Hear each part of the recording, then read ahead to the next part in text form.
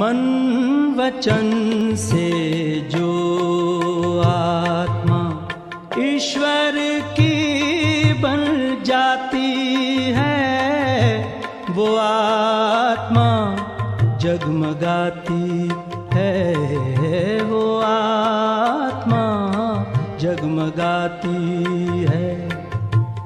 मन वचन से जो आत्मा ईश्वर की बन जाती है, वो आत्मा जगमगाती है, वो आत्मा जगमगाती है।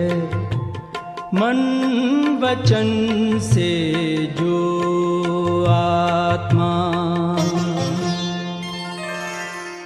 ओम शांति। अव्यक्त बाप दादा के 21/1/85 के महावाक्य।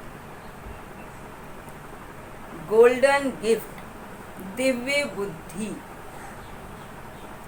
आज विश्व रचता अपने जहान के नूरे जहान श्रेष्ठ आत्माओं को देख रहे हैं। जैसे स्थूल में नूर नहीं तो जहान नहीं, रोशनी नहीं तो अंधकार के कारण जहान नहीं। आप हैं तो रोशनी के कारण जहान है। ऐसे बच्चों की महिमा सदा गाई और पूजी जाती है। ऐसे बच्चे विश्व के राजभाग के अधिकारी बनते हैं।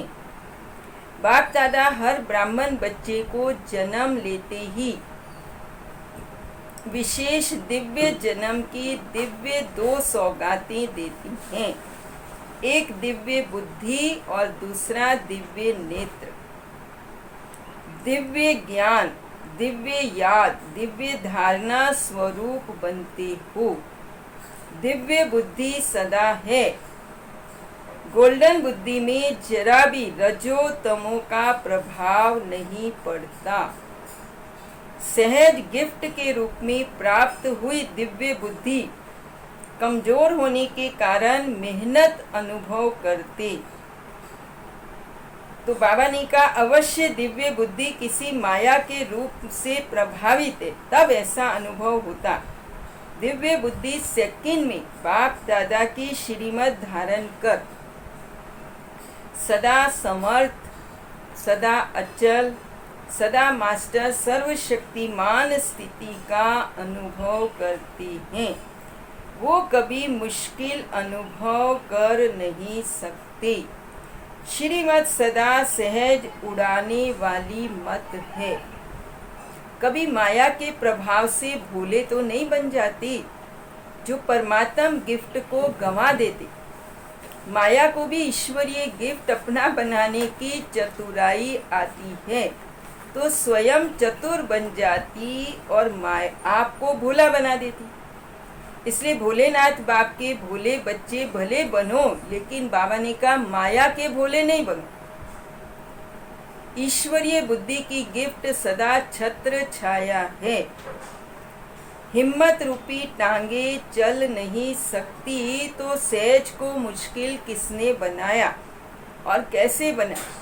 बाबा ने कहा अपने आप को अलबेला बना देती, तो माया की छाया में आ जाती। दिव्य बुद्धि की गिफ्ट अलौकिक विमान है, जिस दिव्य विमान द्वारा सेकंड में स्विच ऑन करने से जहां चाहो वहां पहुंच सकते हो। स्विच है संकल्प। साइंस वाले तो एक लोक का सैर कर सकते, आप तीनों लोकों का सैर कर सकते। सेकंड में विश्व कल्याणी स्वरूप बन सारे विश्व को लाइट माइट दे सकती हैं। दिव्य बुद्धि रूपी विमान द्वारा सबसे ऊंची चोटी की स्थिति में स्थित हो विश्व की सर्व आत्माओं के प्रति लाइट और माइट की शुभ भावना और श्रेष्ठ कामना के सहयोग की लहर फैलाओ। बाप दादा की रिफाइन श्रेष्ठ मत का साधन चाहिए। तो बाबा ने कहा ये विमान सदा सुखदायी है। जैसे सतयुग में कभी एक्सीडेंट हो नहीं सकता, क्योंकि आपके श्रेष्ठ कर्मों की श्रेष्ठ प्रारब्ध है, ऐसे संगम युगी गॉडली गिफ्ट दिव्य बुद्धि सदा सर्व प्रकार के दुख और धोखे से मुक्त है। पावनी का दिव्य दृष्टि कहो, दिव्य नेत्र कहो, रूहानी नूर कहो, बात एक ही है। इस समय तो दिव्य बुद्धि की ये गिफ्ट सभी के पास है ना। तो बाबा कहते दृष्टि बदलने से सृष्टि बदल गई।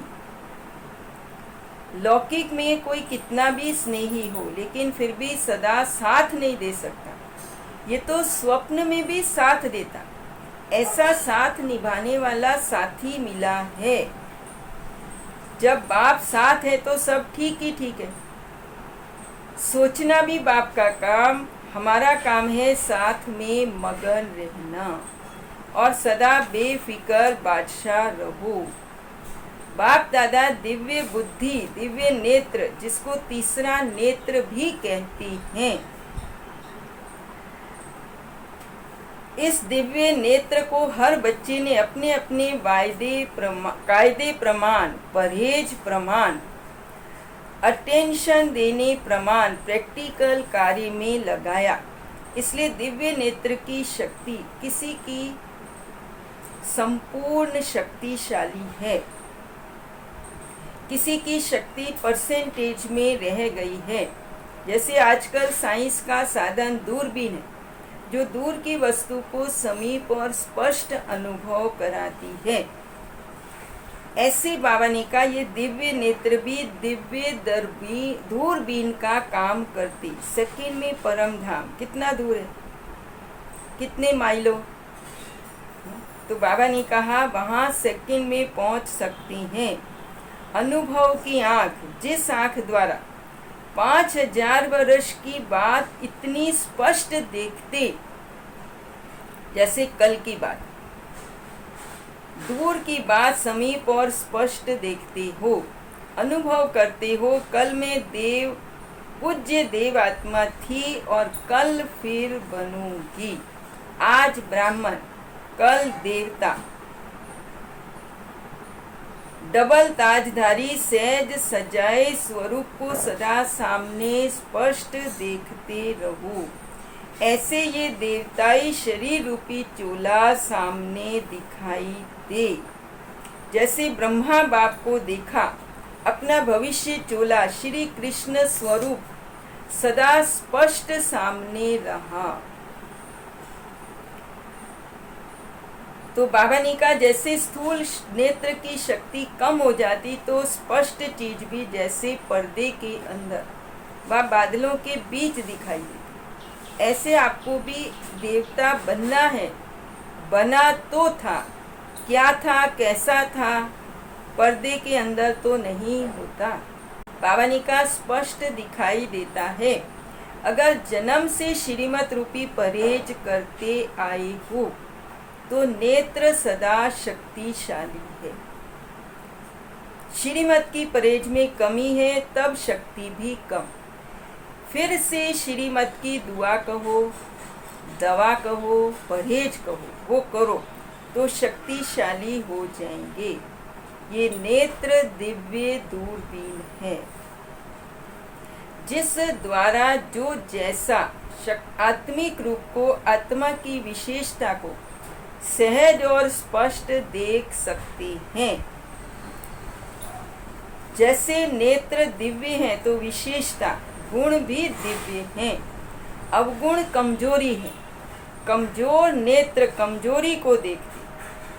जैसे स्थूल नेत्र कमजोर होता तो काले काले दाग दिखाई देते, ऐसे कमजोर नेत्र अवगुण के कालेपन को देखते। तो बाबा ने कहा इसलिए ये शक्तिशाली दिव्य नेत्र माया की बीमारी को पहले से ही जान समाप्त कर सदा निरोगी रहती हैं। ये दिव्य नेत्र टीवी भी है। आजकल टीवी सभी को अच्छी लगती है ना, बाबा ने कहा। तो इस टीवी में अपने स्वर्ग के सर्व जन्मों को अर्थात अपने 21 जन्मों के दिव्य फिल्म को देख सकते हो, अपने राज्य के सुंदर नजारे देख सकते हो, हर जन्म की आत्म कहानी देख सकते हो, अपने ताज तख्त राजभाग को देख सकते हो। दिव्य दर्शन कहो व दूरदर्शन कहो, दिव्य दर्शन का नेत्र शक्तिशाली है। जब फ्री हो तो ये फिल्म देखो। बाबा ने कहा आजकल की डांस नहीं देखना, वो डेंजर डांस है। फरिश्तों की डांस, देवताओं की डांस देखो। स्मृति का स्विच तो ठीक है ना। बाबा ने कहा ऐसे दिव्य नेत्र अनेक कार्य सिद्ध करने वाला है। बाप दादा बच्चों की कमजोरी की कभी कभी कंप्लेन सुनकर देखते, दिव्य बुद्धि मिली, दिव्य नेत्र मिला, इसको विधि पूर्वक सदा यूज करते रहो तो न सोचने की फुर्सत न देखने की फुर्सत रहेगी, न और सोचेंगे न देखेंगे तो कोई भी कंप्लेन रह नहीं सकती। जैसा सोचना वैसा करना, ये दोनों विशेष आधार कंप्लीट होने के व कंप्लेन करने के। देखते हुए सुनते हुए सदा यही सोचो। इन दोनों दिव्य प्राप्तियों को सदा साथ में रखो। तो बाबा ने कहा सर्व संबंधों का स्नेह सहज कर देता है। जहाँ स्नेह का संबंध है वहाँ सहज है, और जो सहज है वो निरंतर है। तो ऐसे सहज योगी आत्मा बाप के सर्व स्नेही संबंध की अनुभूति करो। उद्धव के समान हो या गोपियों के समान, उद्धव सिर्फ ज्ञान का वर्णन करता रहा और गोपियां प्रभु प्यार का अनुभव करने वाली।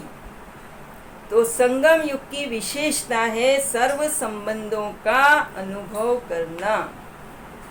ज्ञान सुनना सुनाना अलग बात, संबंध निभाना, संबंध की शक्ति से निरंतर लगन में मगन रहना, सदा सर्व संबंधों के आधार पर सहयोगी भव, अनुभव को बढ़ाते चलो। ये मगन अवस्था गोपियों की विशेष है। लगन लगाना और चीजें, लेकिन लगन में मगन रहना यही श्रेष्ठ अनुभव है। जितनी ऊंची स्थिति होगी तो ऊंची स्थिति विघ्नों के प्रभाव से परे। जैसे स्पेस में जाते तो ऊंचा जाते, धरनी के प्रभाव से परे हो जाते, ऐसे किसी भी विघ्नों के प्रभाव से सदा सेफ रहती हैं। अमृत वेले याद किया फिर बिजी हो गए तो मर्ज हो जाता, तो इमर्ज रूप में रखो और सदा शक्तिशाली रहो। ओम शांति।